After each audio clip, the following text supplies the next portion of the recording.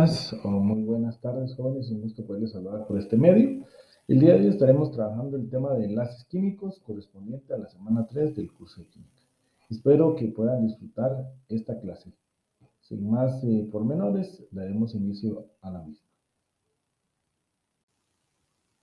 Nuestra teoría el día de hoy, y básicamente pues tenemos nosotros de que vamos a estar viendo qué es un enlace químico, y sobre todo cómo es que pueden formarse los compuestos, y en este caso pues nos dan lugar a diferentes tipos de compuestos, desde los que son comunes en nuestro diario vivir, como desde el punto de vista de la ingeniería, como punto de vista de productos farmacéuticos y cualquier tipo de compuestos que nosotros encontramos para muchas áreas científicas. Muy bien, entonces vamos ahora a definir qué es un enlace químico. Bueno, la cuestión es, desde los inicios, básicamente el ser humano buscaba el saber cómo es que estaba compuesta la materia, y determinó pues que era de átomos y había materias o partículas subatómicas, pero también cómo es que se formaban y se creaban, se fusionaban ciertos elementos y generaban otros compuestos con diferentes propiedades físicas y químicas. Bueno, y entonces, ¿cómo funcionaba esto? Y básicamente se determinó de que los átomos tienden a unirse, ya sea que en un momento estos elementos ganen o pierdan electrones, o simplemente los compartan. La idea es que estos puedan generar un compuesto con ciertas propiedades físicas y químicas que pueden tener comportamientos muy diferentes a los elementos que los conforman. Entonces vamos nosotros a definir que los enlaces químicos pues se van a dar, son fuerzas que permiten la unión de, pues en este caso, de los elementos. Y aquí vamos a explicar un poquito la estructura de Lewis de cada uno de los átomos. Este es un ejemplo prototipo que tenemos, que nos permite a nosotros ver cómo es que se puede formar un compuesto. Aquí en el lado izquierdo ustedes logran ver, tengo un átomo de sodio, y del lado derecho pues tengo un átomo de cloro. Ahí nos aparecen los diferentes niveles de energía y orbitales. ¿Verdad? Si ustedes ubican al sodio, pues el sodio está ubicado en la tabla periódica y tiene el número atómico 11. Entonces, si seguimos la secuencia, vemos que su configuración electrónica es 1s2, 2s2, 2p6, 3s1. Estamos asignando exactamente 11 electrones, los cuales pues aquí nosotros ya colocamos, ¿verdad? Ya saben que en el núcleo tenemos a los protones y los neutrones, pues aquí solamente estamos colocando los protones, y alrededor pues tenemos nosotros a los, en este caso, los electrones. Ustedes se dan cuenta, en el 1s tenemos 2 electrones, en el 2s tenemos 2 electrones, en el 2p 6 electrones, y en el último nivel de energía, en el 3s, tengo solamente un electrón. Esto actuando de manera individual el sodio. También podemos explicar nosotros que a la hora de que el sodio se une al cloro, lo que hace es de que este metal pierde, en este caso, un electrón. Regularmente los metales tienden a perder electrones y los no metales tienden a ganar. El sodio es un metal y el cloro es un no metal. Igual nosotros vemos de que al perder ese electrón, ya vemos que aquí desapareció, entonces ahora ya no estamos hablando del átomo de sodio, sino estamos hablando de un ion sodio, o como tiene carga positiva, pues es un catión. Ahora, ¿por qué se vuelve positivo? Porque vamos a ver de que ahora tiene 11 protones y solamente tiene 10 electrones, entonces queda con carga positiva. Veamos qué es lo que sucede con el cloro. Ahora, aquí se encuentra el sodio, su estabilidad, ¿no? O sea, en este caso cumple la regla del octeto. Todos los elementos al momento de fusionarse o unirse con otros buscan cumplir la regla del octeto, o sea, tener 8 electrones de valencia.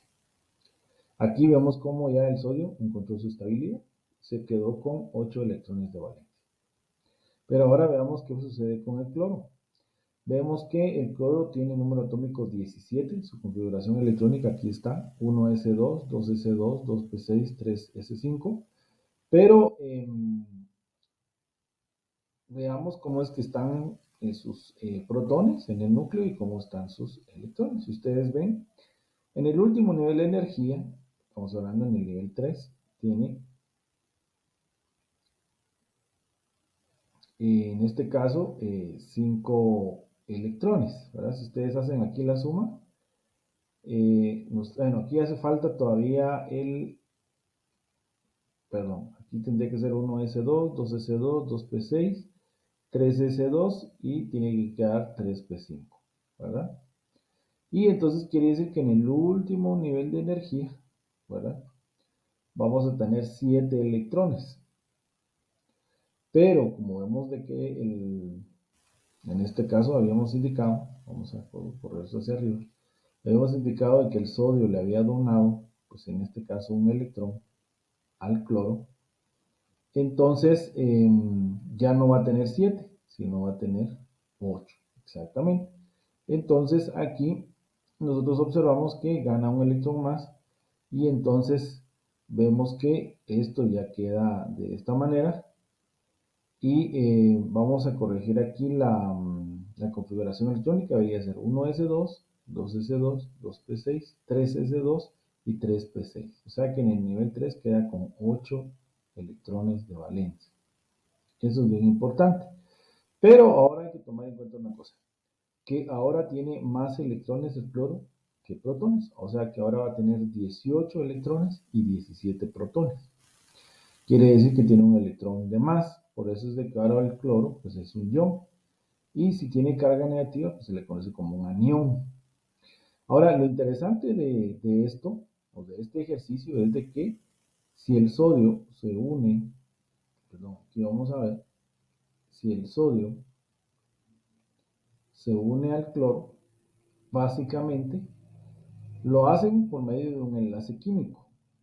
Y ese enlace químico nosotros le vamos a llamar enlace iónico. Ahora, vamos a ver un poquito más adelante que los enlaces iónicos se dan cuando se une un metal y un no metal. Y básicamente existe una fuerza electrostática entre ellos. Si ustedes se dan cuenta, el sodio carga positiva y el cloro carga negativa. Por eso es que se unen y básicamente este tipo de enlace es el enlace más fuerte que hay. Es muy difícil separar un átomo de sodio de un átomo de cloro debido a la fuerza de atracción que existe entre estos dos elementos. A la hora de tener el NaCl, que es lo que se forma, ¿verdad? Un compuesto que es la unión de dos átomos o más, nosotros tenemos el conocido cloruro de sodio o también conocido como sal de mesa. Y de esa manera, pues nosotros ya nos podemos dar cuenta cómo es que, un ejemplo muy sencillo, dos átomos se están uniendo por medio de un enlace químico, en este caso yo le mencioné que era un enlace iónico, porque básicamente hay una fuerza de atracción entre ambos átomos, uno queda con carga positiva y el otro con carga negativa. Vimos que el sodio le donó un electrón al cloro y el cloro pues ganó ese electrón. Aquí vemos un ejemplo muy sencillo de cómo es que básicamente se está generando un compuesto. Las estructuras de Lewis vamos a ver un poquito más adelante, son representaciones gráficas que nos dicen cómo es que se dan básicamente otro tipo de enlaces, que son los enlaces covalentes. Que ahí no sucede esto de que uno gana y el otro pierde, sino básicamente ahí ambos comparten los electrones para poder generar una estabilidad. Como se había mencionado, la regla del octeto es lo que busca, la estabilidad básicamente en el último nivel de cada elemento para que entonces ese compuesto se pueda dar.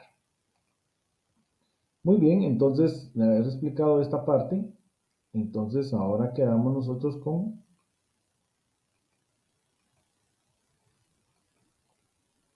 otro ejemplo. Veamos por ejemplo ahora el litio. El litio, si ustedes lo van a buscar en su tabla periódica, tiene el número atómico 3. Quiere decir que tiene 3 protones y 3 electrones. De hecho, ahí lo estamos visualizando.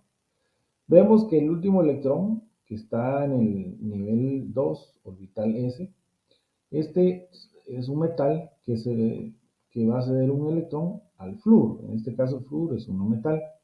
Un dato relevante del flúor es de que es el elemento más electronegativo de la tabla periódica. Entonces, este va a tender siempre a ganar electrones. Y entonces vemos que al perder ese electrón, pues se lo vamos a pasar al flúor después, vemos entonces de que este solamente queda como 1s2. Encuentra su estabilidad y en este caso hay que tomar en cuenta que algunos elementos, al menos lo que es el hidrógeno y cómo se llama el helio, básicamente son los elementos que van a poder llenarse, digamos, solamente con dos electrones en su último nivel de energía. Y el litio, al momento de perder ese electrón, pues básicamente tiene el comportamiento de un gas noble. En este caso, si ustedes ven, el gas noble que tiene la configuración 1s2 es el helio, ¿verdad? Este es básicamente, sabe que en el último nivel de energía ya no se quedó con ningún electrón, solamente en el nivel 1, orbital S tiene dos electrones. Ahora aquí tenemos el ion litio, ¿verdad? ¿Por qué queda con carga positiva? Porque tiene más protones que electrones, ¿verdad? Tiene 3 protones y solamente 2 electrones. ¿Qué pasa con el flúor entonces al momento de unirse al litio? Su configuración electrónica del flúor es, si ustedes ven en la tabla periódica, tiene un número atómico 9. Su configuración es 1s2, 2s2, 2p5, 9 electrones. Vamos a ver aquí cómo es que están sus protones y cómo están sus electrones. Si se dan cuenta, en el último nivel de energía tiene 7 electrones. Pero le tenemos que agregar el electrón que ganó del litio, ¿verdad? Se recuerdan que el litio pierde un electrón, entonces se lo vamos a trasladar, aquí está, miren. Y entonces ahora vemos que el flúor se convierte en un anión, o sea, un ion con carga negativa. ¿Por qué? Porque ahora tiene 10 electrones y solamente tiene 9 protones, o sea, tiene un electrón de más. Volvamos a dar de que si el litio se une al flúor, pues da lugar a un compuesto, o sea, el LiF. Así va a ser su fórmula química. En su momento vamos a ir viendo eso cuando estamos viendo nomenclatura química. Antes se le va a conocer como fluoruro de litio. Y básicamente otra vez vemos que aquí lo que se está exhibiendo es un enlace iónico. ¿Por qué es un enlace iónico? Porque el metal pierde un electrón y el no metal lo gana. Ambos quedan con cargas y quedan cargas opuestas y entonces aquí en medio de esto existe una fuerza que los une y que nosotros vamos a conocer la fuerza electrostática.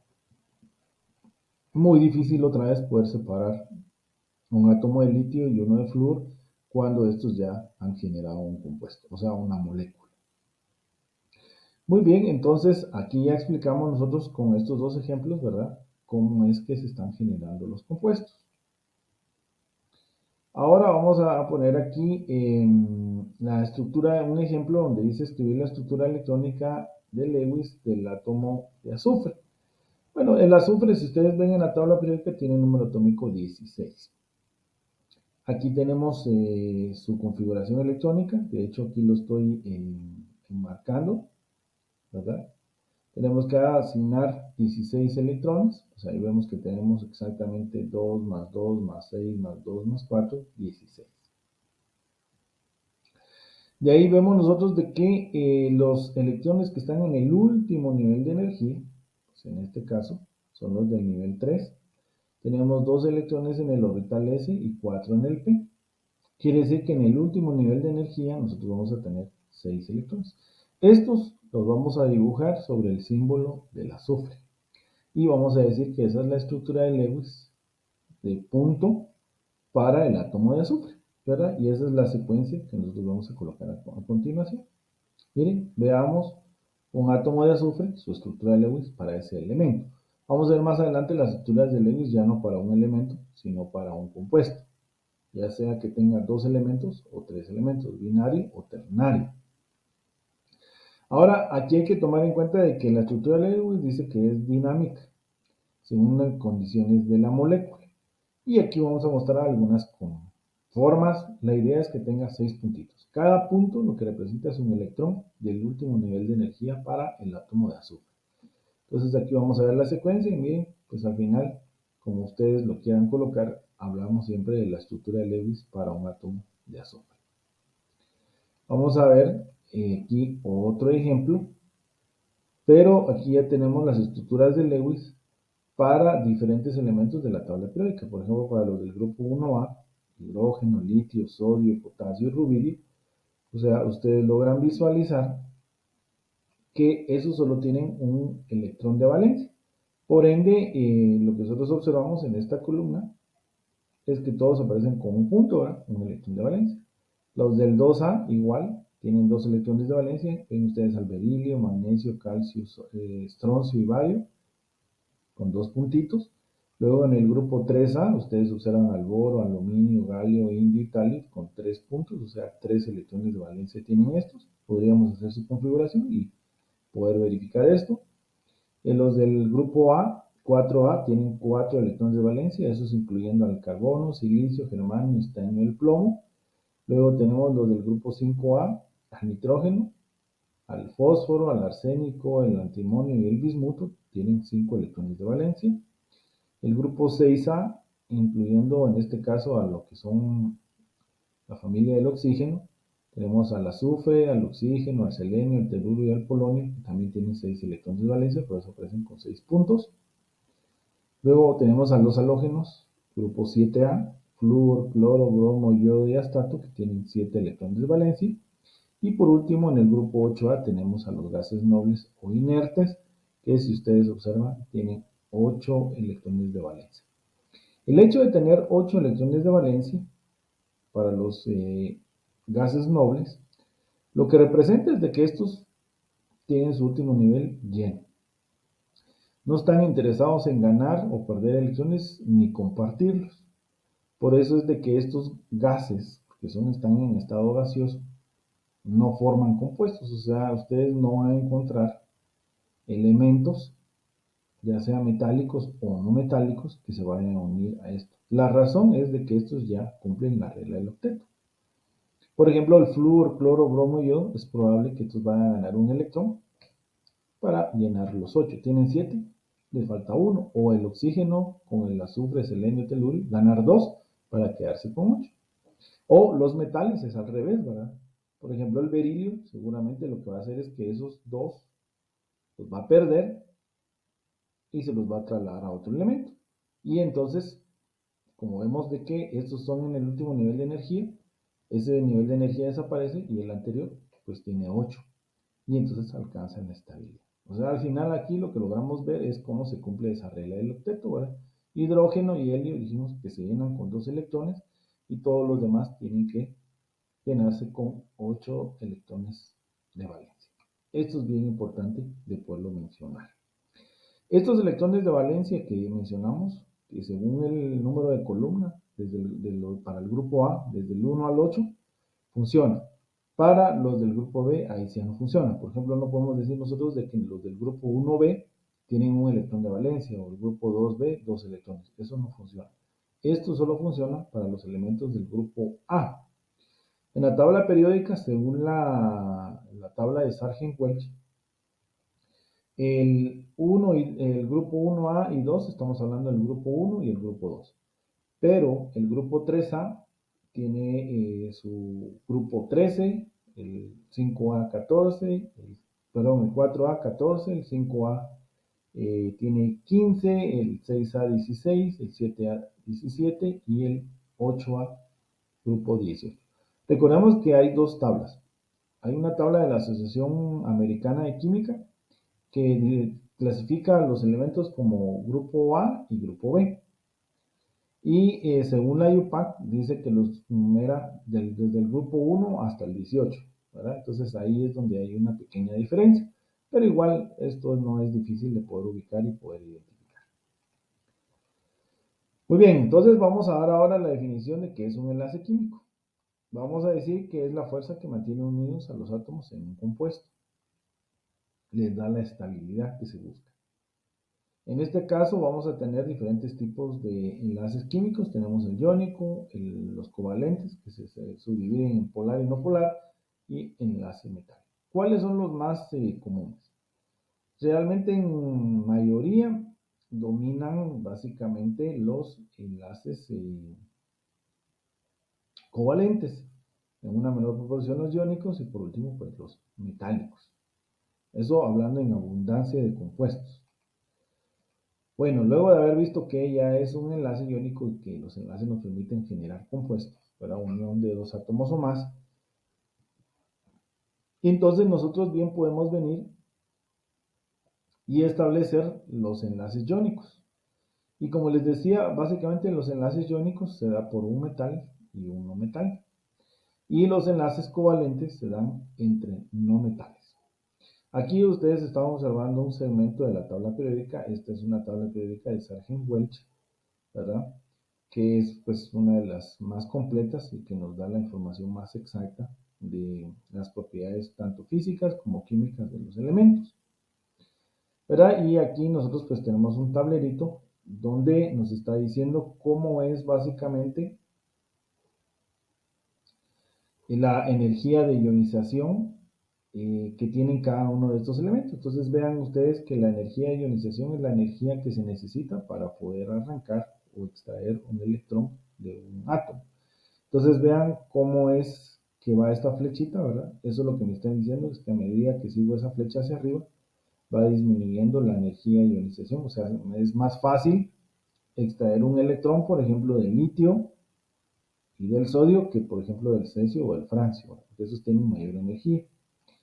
Y lo mismo, ustedes ven cómo es que va aumentando la energía de ionización. Aquí veamos nosotros esta parte, se las voy a clarificar, ¿verdad?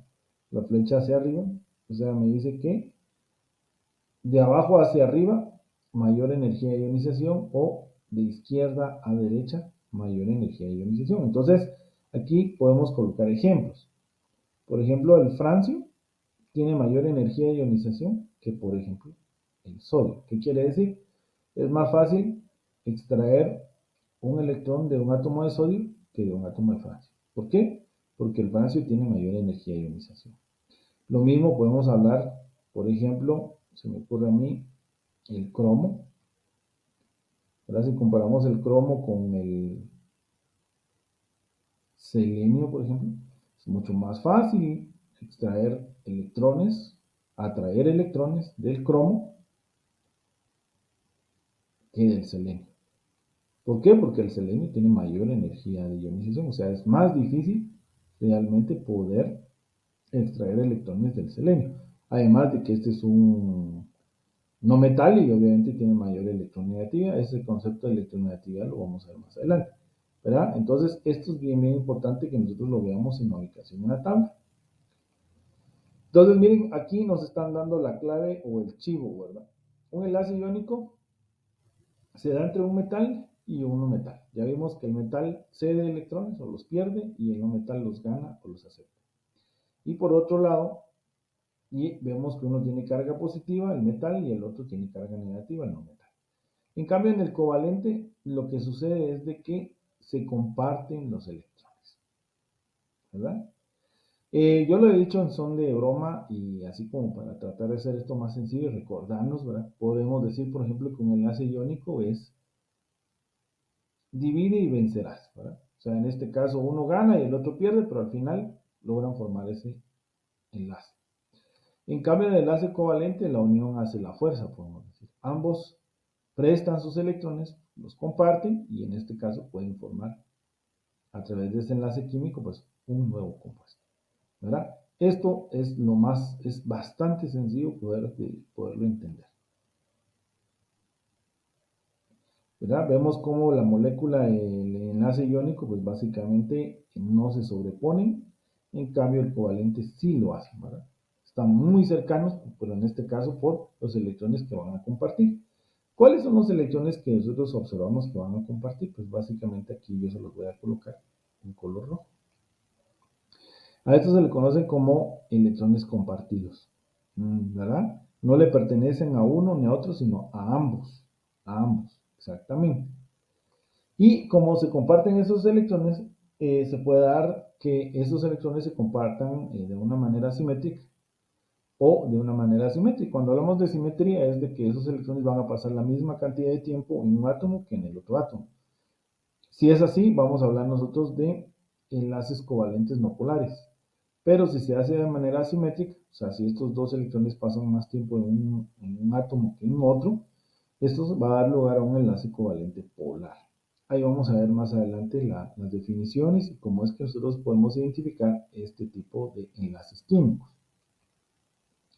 Luego tenemos el enlace químico metálico, pues ahí no vamos a desarrollar tanto porque es muy sencillo. Cuando dos elementos o más que sean metálicos se unen, pues básicamente dan lugar a esos enlaces metálicos. Ahí es más fácil, porque en el enlace iónico yo sé que uno pierde, un elemento pierde electrones y el otro lo gana.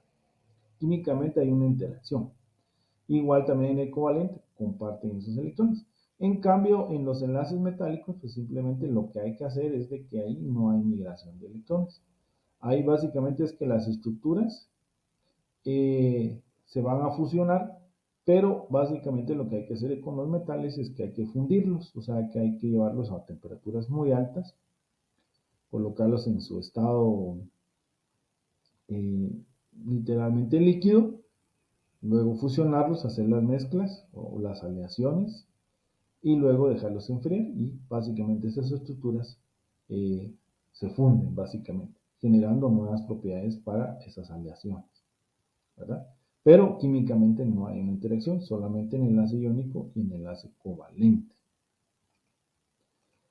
Muy bien, entonces aquí tenemos ahora ya de una manera formal la definición de la regla de octeto. La habíamos mencionado, pero bueno, queremos un sustento ya más formal y es la tendencia de los átomos a reaccionar de forma que adquieran 8 electrones en su capa exterior, o sea, en su último nivel de energía. Los átomos, dice, interaccionan para modificar el número de electrones en sus niveles electrónicos externos en un intento de lograr una estructura electrónica similar a la de un gas noble. Ahora ya vimos que los gases nobles tienen 8 electrones de valencia. ¿Verdad? Entonces ahí tenemos nosotros ya la parte de la regla de octeto que nos va a servir un poquito más adelante para elaborar las estructuras de Lewis para ciertos compuestos. Pero ya sabemos esto. Luego tenemos la excepción que el hidrógeno y el helio, pues básicamente son excepciones de la regla del octeto y dice que solamente se van a llenar con 2 electrones. Muy bien, entonces ahora vamos a hablar de un concepto que es bien importante, que está muy ligado en este caso a la energía de ionización. Vemos que la energía de ionización es la cantidad que se necesita de energía para poder extraer, digamos, un electrón de un átomo. Y obviamente entre más grande sea la energía, pues más difícil es poder atraerlo. Entonces hay un concepto que también está muy ligado a la energía de ionización, se le conoce como electronegatividad. Y básicamente es la atracción relativa de un átomo, dice, por un par de electrones compartidos. En otras palabras, dice que es la capacidad de un átomo para atraer, dice, y o retener electrones de enlace. Existe una escala de electronegatividad. Uno de los usos es la predicción del tipo de enlace químico formado entre átomos. Entonces, obviamente, vamos a ver que cada elemento tiene su propia electronegatividad. Esto realmente se da en una escala de 0 a 4. 0 es la menor electronegatividad y la máxima electronegatividad es 4. El elemento más electronegativo de la tabla periódica que se les quede es el flúor. Flúor es demasiado electronegativo, tiende a atraer o ganar electrones lo más que pueda. Y entonces esto permite en cierta manera que el flúor pueda generar un único compuesto que yo estaba mencionando en algunos videos, que es el tetrafluoruro de xenón o el famoso plasma. A los años 84 aproximadamente ese compuesto no se conocía, se decía que los gases nobles no interactuaban con ningún otro elemento, pero ahí ya se dio una excepción, que sí se podía, al menos porque el flúor es demasiado electronegativo. Esta electronegatividad la podemos encontrar en la tabla periódica. Ustedes pueden buscar una tabla periódica y ustedes se dan cuenta que cada tabla periódica tiene una parte frontal y una posterior. Entonces, en la parte posterior, ustedes van a encontrar una leyenda y tienen que buscar la electronegatividad de Pauli. Y entonces ahí nos aparece una etiqueta y nosotros podemos saber cuál es la electronegatividad de este elemento. Como ya les decía, va de 0 a 4. Entre más cercano a 4, más electronegativo. O entre más cercano a 0, menos electronegativo. Ya dijimos que entre más cercano a 4, tiende a atraer o retener electrones y entre más cercano, pues no tiene tanta capacidad. Muy bien, entonces teniendo esto ya vamos a mostrar más adelantito imágenes de la tabla y ustedes ya van a poder ver cómo extraer la electronegatividad. Entonces, nosotros a través de la electronegatividad de un elemento y queremos obtener, digamos, qué tipo de enlace tiene un compuesto, por ejemplo, binario de dos elementos, extraemos sus dos electronegatividades y aquí hay un procedimiento que nos permite a nosotros predecir qué tipo de enlace es el que va a mostrar ese compuesto. Y en este caso lo que nos dice es que primero debemos determinar la electronegatividad para los dos elementos, según la tabla periódica, ver la parte posterior de la misma. Ya les había indicado, buscan electronegatividad de Pauling. Se restan y el resultado siempre vamos a restar del mayor del menor para obtener un valor positivo. Al momento de tener ese valor, vamos a ver que hay una escala que nos permite predecir el tipo de enlace que exhiben esos compuestos. Una cosa importante, por favor, no multiplicar la electronegatividad por el número de veces que aparece el átomo en la fórmula. A veces tendemos a cometer ese error. Otra de las cosas de que esta escala solo aplica para dos elementos, o sea, binarios, compuestos binarios. Si es ternario, regularmente lo que va a suceder es que vamos a tener combinaciones de enlaces, o sea, hay enlaces iónicos con covalentes. Otra cosa, esta escala no aplica para los enlaces metálicos, o sea, no predice enlaces metálicos. ¿Por qué? Porque en los enlaces metálicos es bien fácil. Si tengo dos elementos y veo que ambos son metales, pues en este caso se entiende que lo que se da es un enlace metálico, ¿verdad? Entonces, estas aclaraciones son importantes para saber las limitaciones que tiene esta escala y cómo la diferencia de electronegatividad de dos elementos me ayuda a predecir el tipo de enlace que estos van a exhibir. Una vez aclarado esto, pues vamos a colocar la tabla periódica. Aquí tengo la parte posterior de la tabla periódica y tengo precisamente vamos a utilizar la tabla periódica de Sargent-Welch para pues los exámenes. Pero esta tabla es muy bonita porque la verdad que tiene los valores exactos que establece la Unión Internacional de Química Pura y Aplicada. Entonces, esto es importante tenerla para el examen. No se preocupen si a veces en las librerías es un poco difícil conseguirlo, porque en su momento vamos a ver de qué manera se les puede facilitar, ustedes lo puedan tener y así pues todos tener una armonía y pues no decir pues mi tabla tiene valores diferentes o yo compré otra y también tiene valores diferentes, entonces todos tenemos una misma tabla. Entonces esa parte pues que no nos preocupe.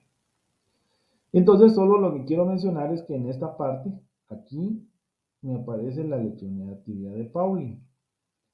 La electronegatividad de Pauling aquí aparece, de hecho aquí yo lo voy a resaltar, dice electronegatividad de Pauling, y aquí aparece en la leyenda, quiere decir que del lado derecho, o sea en la segunda columna, el primer dato que me aparece ya me está dando las electronegatividades. Entonces, por ejemplo, para el flúor, la electronegatividad es 398, para el oxígeno es 364, para el nitrógeno 304 y para el boro es 264. Entonces vemos aquí que es bastante fácil identificar la electronegatividad de los elementos. Dijimos, estamos en la parte posterior de la tabla periódica, en la segunda columna donde aparecen todos los valores. El primer dato que me aparece, esa es la electronegatividad de Pauling. Ese es el valor que dijimos que hoy es de 0 a 4 y que nos va a servir para poder obtener diferencias y poder, en este caso, predecir el tipo de enlace. Al momento de tener las diferencias, en la escala vamos a interpretar qué tipo de enlace químico exhibe ese compuesto. Y también aquí tenemos una parte donde nos dice a nosotros el porcentaje de carácter iónico de una única ligación química, o sea, un único enlace. Y aquí, según la diferencia de electronegatividad, nosotros vamos a ver cuál es el porcentaje de carácter iónico. Regularmente nos dicen de que arriba del 51% se predice, digamos, que va a ser iónico. Y si es por debajo del 51%, entonces se va a decir que va a ser covalente, ¿verdad? Es para eso más que todo que nos va a servir. Hay algunos químicos que utilizan solo la diferencia de electronegatividad, pues aparece aquí, diferencia de electronegatividad, y hay otros que utilizan el porcentaje de carácter iónico. Independientemente, cualquiera de esos dos nos va a decir a nosotros pues, cómo predecir un tipo de enlace químico. Entonces, como digo, el valor de corte regularmente es aquí, yo lo coloqué en color rojo, ¿verdad? Del 51% para arriba se conoce como enlace iónico y por debajo es covalente. Y hay una subescala de polar y no polar, pues ahí lo vamos a mostrar a continuación. Ustedes lo van a poder ver. Muy bien, entonces aquí está ampliado un poquito esto que les había dicho, la diferencia de electronegatividad y el porcentaje de carácter iónico. Aquí ven ustedes claramente cómo es que, por ejemplo, para una diferencia, pues se me ocurre a mí que se obtenga de 1.1 de electronegatividad, dice que el porcentaje iónico es del 26%. Aquí se diría, por ejemplo, que es un covalente, ¿verdad? Si es del 51% para en adelante, que les había dicho, se conoce como iónico. ¿Esto cómo lo vamos a ver? Pues aquí está la escala. Miren, me dice que de mayor o igual a 1.70, voy a decir que es un enlace iónico. Si es de 0.4 a 1.69, digo que es un enlace covalente polar. Y si va de 0 a 0.4, pues es un covalente no polar. Entonces, solo obtenemos la diferencia de las electronegatividades y vemos esta escala o esta clasificación y decimos, bueno, qué tipo de enlace. Dijimos que esto no aplica para 3 elementos y dijimos que no aplica para enlaces metálicos, porque ya con 2 metales es fácil identificar que van a exhibir pues, un enlace metálico, ¿verdad? Muy bien, entonces, y aquí está el valor de corte, ¿va? Como les decía, 1.70. Perdón, aquí está 1.70. ¿Verdad? El valor de corte que yo les mencionaba es el que está aquí. 1.70 la diferencia de electronegatividad, o sea, es un 51% de carácter iónico. O sea, significa que del 51% en adelante lo voy a catalogar como iónico. Del 51% hacia abajo va a ser covalente y ahí habrá que averiguar si es polar o no polar, ¿verdad? Nos dice que de 0 a 0.4, o sea, hasta el 4% se dice que es no polar, y entre el 4 y el 51%, o sea, todo esto que está acá, se nos dice que es no polar, ¿verdad? Si lo miramos desde el punto de vista de carácter iónico. Muy bien, entonces aquí tenemos unos ejemplos bastante sencillos, donde lo que me piden es determinar el tipo de enlace químico, según la diferencia de electronegatividad para los siguientes pares de elementos. O sea, me están dando dos elementos y me dicen, bueno, prediga qué tipo de enlace van a exhibir. Y entonces esto está bastante sencillo, ¿verdad? Tenemos aquí la escala del lado derecho y entonces nosotros ya podemos buscar. Bueno, entonces si seguimos la secuencia, tenemos aquí identificando al cloro y al sodio. Si se dan cuenta en la parte derecha nos aparecen los dos valores. Ustedes van a buscar la electronegatividad, ya dijimos que está en la parte posterior y aparece como electronegatividad de Pauling. Bueno, entonces obtenemos los dos valores, restamos el mayor del menor. Entonces en este caso, el cloro dice que nos dio un valor de 3.16 y el sodio un valor de 0.93. A la hora de obtener la resta, nos dice que nos da 2.39. La pregunta sería, ¿dónde vamos a situar nosotros al 2.39? Gracias a este valor que tenemos aquí. Si ustedes ven, está en esta escala, o sea, es mayor o igual a 1.70. ¿Eso qué significa? Entonces que el tipo de enlace que va a exhibir el cloro y el sodio, se esperaría que fuera un enlace, pues en este caso, iónico, ¿verdad? Está bastante sencillo. Vamos con el flúor y el calcio, otra vez ubicamos el flúor y el calcio. Vamos a buscar sus electronegatividades, el flúor es 3.98 y el calcio es 1. Ustedes lo pueden verificar en su tabla, el resultado es 2.98 y otra vez vemos que es mayor a 1.70, o sea que al final está en la clasificación de iónico. Veamos azufre y azufre, dice. Bueno, la electronegatividad del azufre es 2.58 y la del azufre es 2.58. Si se restan, pues nos va a dar 0. Y en este caso, ustedes ven en la escala que 0, entre 0 y 0.4, dice que es un covalente no polar. Entonces colocamos aquí covalente no polar. Luego, bueno, aquí no nos dio ningún covalente polar, pero un covalente polar así rápido que se me ocurre sería, por ejemplo, la molécula de agua. Si ustedes ven, el oxígeno tiene una electronegatividad de 3.44 y el hidrógeno 2.10. El resultado me queda 1.34. Si ustedes se dan cuenta, el agua, su diferencia de electronegatividad es 1.34 y entonces, ¿dónde lo podríamos clasificar? 1,34 está entre 0,4 y 1,69. O sea que una molécula de agua exhibe un enlace covalente polar, ¿verdad? Entonces, de eso para que ustedes lo vean. Otra cosa que también quiero tomar en cuenta aquí es que les había dicho, el covalente no polar es cuando los electrones se comparten de manera simétrica y el polar es cuando no se hacen de manera simétrica. Por ejemplo, el agua, yo les dije que el agua exhibía un enlace covalente polar, o sea que comparten los electrones de manera asimétrica. ¿Eso qué significa? Por cantidad de masa, si ustedes ven la masa del hidrógeno, la buscan en la tabla periódica, su masa atómica es 1. Entonces los voy a mostrar, 1,00794. Y el oxígeno, su masa atómica es 15,9994. O sea, si lo miramos como esferas, el oxígeno es casi 16 veces el tamaño del hidrógeno. Por esa misma masa que tiene y ese radio atómico, los electrones dice que pasan mayoritariamente más tiempo alrededor del oxígeno que el hidrógeno. Por eso es que se están compartiendo de manera desigual o asimétrica. A eso nos referimos con covalente polar. En cambio, cuando hablamos de no polar es que se comparten de manera asimétrica y entonces pasan el mismo tiempo. Lo que sucede con una molécula diatómica de azufre, ¿verdad? Son dos átomos de azufre, son simétricos, tienen la misma masa, entonces los electrones pasan el mismo tiempo en un átomo que en otro. Y ya para poder concluir, tenemos un ejemplo del hierro y el cromo. Pues aquí, como ambos son metales, nuestra escala no funciona. Simplemente, ¿qué decimos nosotros?